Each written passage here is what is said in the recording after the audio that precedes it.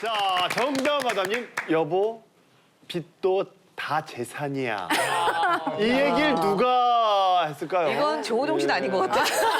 바짝 잊고 계신 분이 했을 가능성이. 네, 이제 제가 했던 지출 중에서도 이거는 지출이지만 투자에 속하고 그리고 이거는 정말 나중에 생각해 보니까 현명한 지출이었다 생각한 게 있었는데 바로 제가 처녀 때로 돌아가서 제가 집을 샀었어요. 처녀 때? 네, 처녀 때. 대단하지. 직장인이었는데? 네, 월급쟁이였는데 그래서 처음부터 이제 살려던 건 아니었고 제가 친정집이 부산이다 보니까 이제 직장 생활하면서 여기저기 다녔는데 계속 이제 전세로 이렇게 다니니까 좀 힘들긴 힘들었었는데 어머니께서 이러시더라고요. 그러면 이 김에 집을 사라. 근데 아무리 예전이어도 집값이 어느 정도 있잖아요. 그래서 제가 네, 월급쟁인데 내가 이걸 어떻게 사? 이랬더니 대출, 빚을 내서 집을 사라. 그리고 그 대출 보태준다 그럴 줄 알았는데 대출을 내라. 깜짝이야. 약간 보태주시면서 이 이자를 내면서 집을 사라. 그리고 이 이자를 이렇게 생각해라. 이게 너가 그때그때 뭐 전세 이자나 아니면 월세로 남의 주머니에 들어가느니 너가 이거를 대출 이자를 은행에 내면 너 집이지 않느냐. 그러니까 조금 많이 대출을 내서라도 집을 사라. 그래서 사실 그때 그 당시에도 제 돈보다 은행 돈이 비율이 더 컸어요. 그치만 또 지금 생각해 보면 굉장히 또 그 당시엔 집값이 잘했네요. 저렴했던 게 2억 8천이었어 집이. 2억 8천이었던 집을 그때 샀어요. 이자를 끼고. 그리고 그 당시에는 원금 같이 상납 안 해도 돼서 이자가 그나마 부담이 적어서 제가 월급에서 이만큼씩 떼서 내고 그러면서 이제 그 당시에 그랬던 집이 나중에 보니까 꽤 올라 있는 거예요. 올랐죠. 꽤 많이 올라서 제가 이제 결혼을 하자마자는 남편 집에 들어가 살아서 그 집을 두다가 제가 이제 또 집을 한번 조우정 씨가 결혼할 때 그게 있는 줄 알았어요? 얘기했었던 것 같기도 하고. 네. 절대 안 놓치지. 안 놓칠 수 없지. 꽉 잡아야지 그냥. 흔치 않거든요. 그래서 이제 여기 어느 정도 올라 있었는데 마침 제가 이제 남편 집에 살다가 이제 아기도 태어나고 하니까 평수를 한번 넓히고 싶은 거예요. 그래서 이때다. 우리가 또 좀 집을 사야 될 것 같다. 근데 그때 이미 또 집값이 많이 올라 있었어요. 그랬는데 조우종 씨 굉장히 부정적이더라고요. 이 집값이 얼만데 그리고 그 큰 돈을 어떻게 마련하며 뭐 대출 받으면 그걸 어떻게 하며 그래서 제가 조우종 씨한테 내가 이렇게 해서 집이 있는데 원금을 좀 상납을 하더라도 어느 정도 보탤 수가 있고 그리고 오빠 돈도 보태고 대출까지 끼면 사실 이 집이라는 건 우리가 무서워요, 대출이.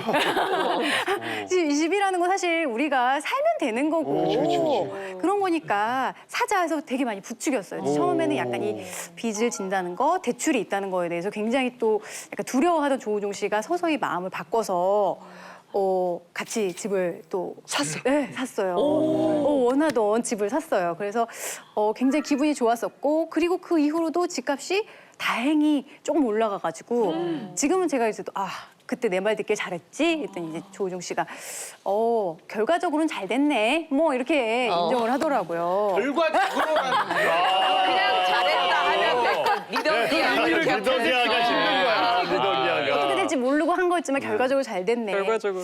근데 문제는 제가 사실 얼마 전에 이제 사업을 시작했습니다. 누가요?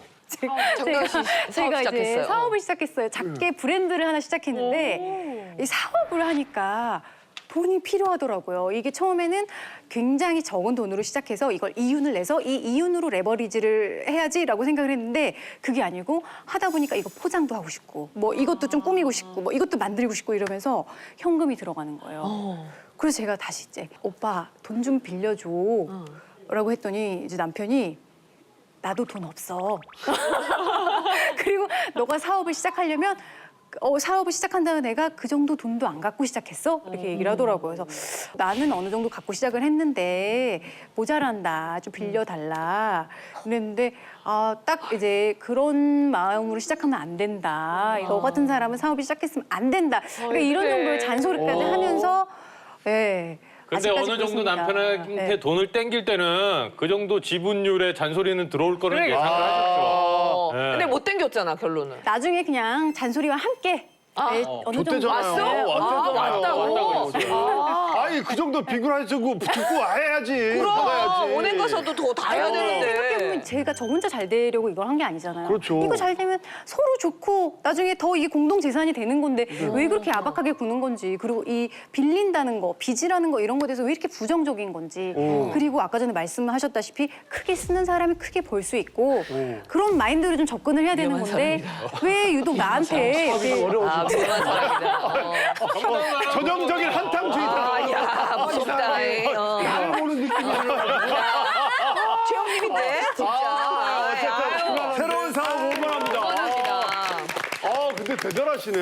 겁이 없다. 아니, 생각보다 배포가 있으시네. 아니 처녀 때부터 집을 그러니까 늘린 거예요 계속. 대단하다. 잘 될 것 같아. 아니 근데 어떠세요? 빚은 빚일 뿐이다라고 생각하시는 편이세요? 아니면 정대현 씨처럼 아니다.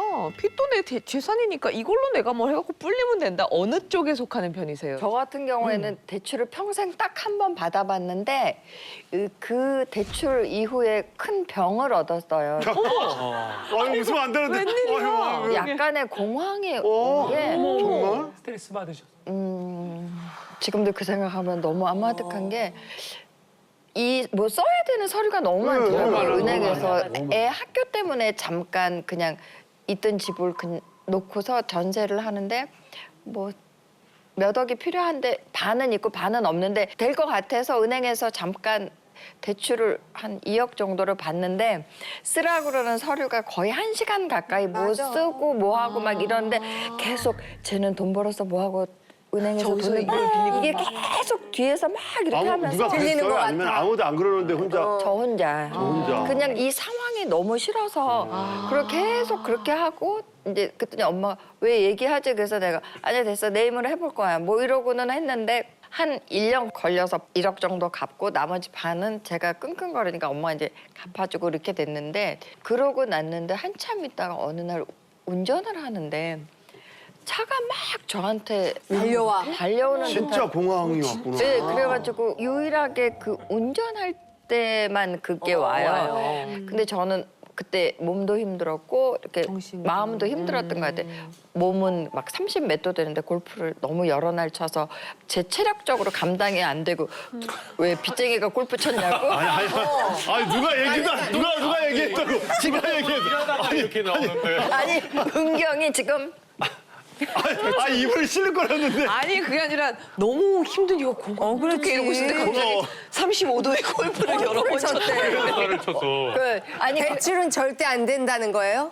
그게 안 맞아. 근데 저도 저희 아버지가 은행에 계속 다녔었어요. 그래서 저한테 야 재용아 다른 건 몰라도 빚지지 말고 주식하지 마라. 이 두 가지. 그러니까 은행에 있어 보니까 대출했다가 못 갚아서 집 넘어가고 이런 사람 너무 많이 본 거고 주식하다가 완전히 망한 사람 너무 많이 본 거예요. 망했잖아요. 예? 주식해서 망했잖아요. 나는 그 정도는 아니고 저는 이제 금융 사기 비슷한 걸 당했어요. 아유, 우리 아나운서들은 뭘 많다. 사기가 많아. 근데 현대 사회를 살면서 빚을 안 질 수는 없는 거야. 그러니까 왜냐하면 집을 살 때 내가 현찰 내고 그 정도로 버는 사람이 그렇게 많지 않거든요.